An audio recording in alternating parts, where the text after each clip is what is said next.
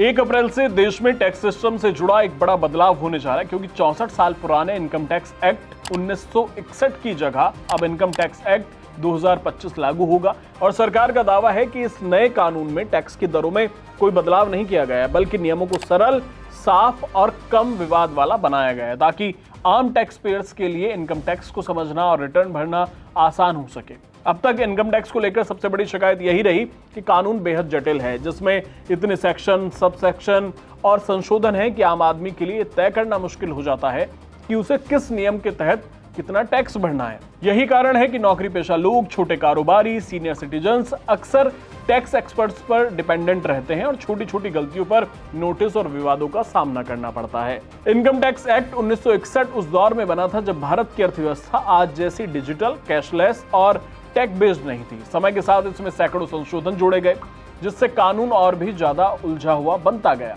सरकार का मानना है कि पूरे टैक्स को नए सिरे से लिखने की जरूरत थी, ताकि इसे मौजूदा आर्थिक व्यवस्था और डिजिटल सिस्टम के अनुरूप बनाया जा सके। इसी सोच के तहत इनकम टैक्स एक्ट 2025 तैयार किया गया, जिसे सरकार सरल और पारदर्शी टैक्स सिस्टम की दिशा में बड़ा कदम बता रही है। सरकार के मुताबिक नया कानून लगभग 50% तक छोटा होगा, जिसमें गैर जरूरी और पुराने प्रावधानों को हटा दिया गया है। भाषा को सरल बनाया गया है, ताकि आम टैक्स पेयर भी बिना किसी मदद के नियमों को समझ सके। सबसे अहम बात यह है कि इस नए कानून में टैक्स स्लैब या दरों में कोई बदलाव नहीं किया गया है, यानी आपकी इनकम पर लगने वाला टैक्स पहले जितना ही रहेगा। इसे सरकार ने रेवेन्यू न्यूट्रल बताया है, मतलब सरकार की कमाई पर भी इसका कोई नकारात्मक असर नहीं पड़ेगा। बदलाव असल में प्रक्रियाओं और शब्दावली में किया गया है। अब तक इनकम टैक्स में प्रीवियस ईयर और असेसमेंट ईयर जैसे तकनीकी शब्द आम लोगों को कंफ्यूज करते थे, लेकिन नए कानून में इन्हें खत्म कर दिया गया और अब सिर्फ एक ही शब्द इस्तेमाल किया जाएगा, टैक्स ईयर। इसे रिटर्न फाइल करने की प्रक्रिया ज्यादा स्पष्ट और आसान हो जाएगी। इसके अलावा एक और राहत यह है कि अगर कोई टैक्स पेयर तय समय के बाद भी रिटर्न फाइल करता है तो उसे टीडीएस रिफंड पाने का अधिकार मिलेगा, जो पहले कई मामलों में मुश्किल हो जाता था। सरकार ने यह भी साफ कर दिया है कि भविष्य में टैक्स से जुड़े जो भी बदलाव किए जाएंगे, चाहे वो पर्सनल टैक्स हो या कॉर्पोरेट टैक्स हो या HUF से जुड़े नियम हो, सभी इस नए इनकम टैक्स एक्ट 2025 के तहत लागू होंगे।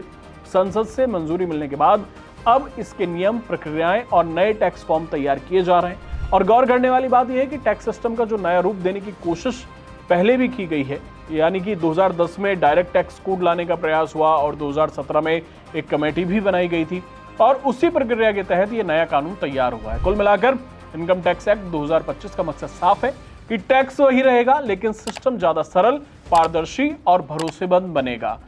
माना यह जा रहा है कि इससे विवाद कम होंगे, कोर्ट कचहरी के मामले घटेंगे और आम टैक्स पेयर्स, खासकर नौकरी पेशा लोग, छोटे कारोबारी, सीनियर सिटीजन्स को बड़ी राहत मिलेगी।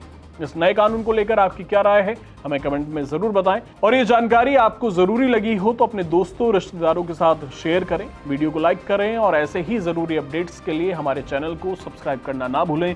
धन्यवाद।